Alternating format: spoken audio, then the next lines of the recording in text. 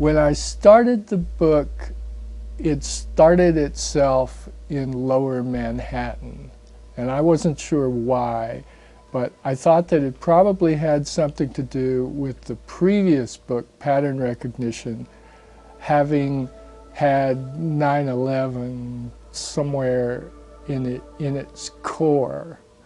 And I was sort of, I felt like it was sort of coming back to ground zero. It's a story about cultural changes in the United States since then.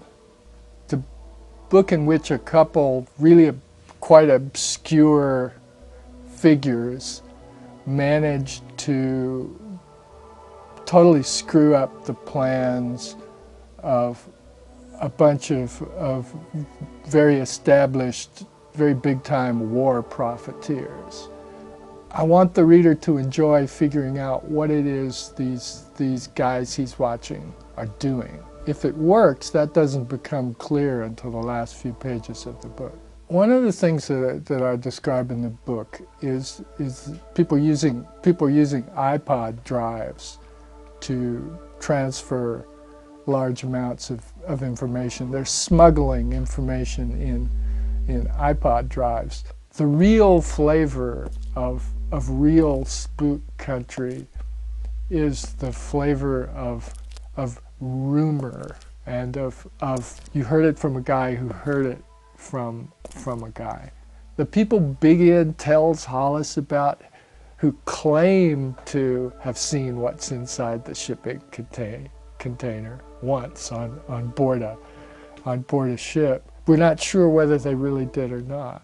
Big Ed says, you know, you pay a lot of money for this kind of information and you never know. Every writer necessarily models character on their own experience. I mean, it's really like, it's all we've got, that and our observation of other people. That I can identify with Hollis's lost kind of midlife lostness, or the old man's rage at how he sees things going in the world.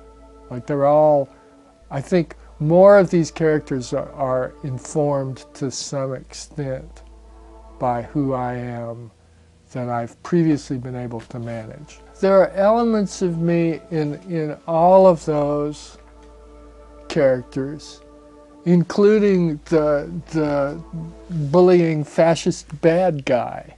I kind of know that. I kind of know that guy. Like, we've all got our bullying fascist inner bad guy. Because of the way human existence on the planet is organized, I've always had to deal with politics and technology. The core of how politics and technology work together for me is that technology is very seldom legislated into existence.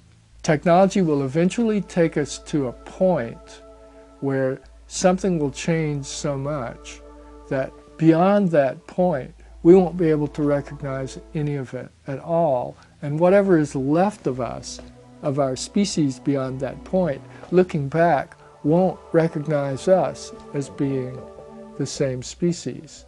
I can imagine that if we came back in 500 years and there were people and there was some sort of recognizable human scenario going on, we might think it was kind of great, but that we totally wouldn't get it.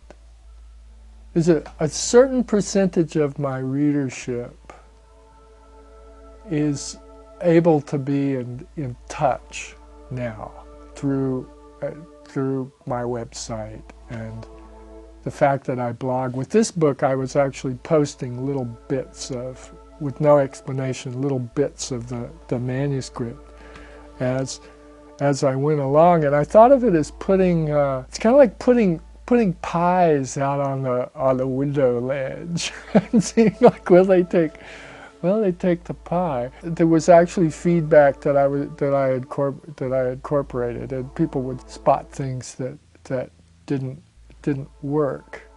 It alleviates some degree of the solitude of of the process. Maybe that's a good thing. I mean, it alleviates it for me. I'd like readers to be cheered up somewhat by the course of this book. I'm trying to pretend to myself that I'm not currently at work on a new novel, but I think I'm actually I'm at the point where the new novel is starting to happen. It's just sort of my emotional needs are such that I don't want to feel like I'm actually doing it.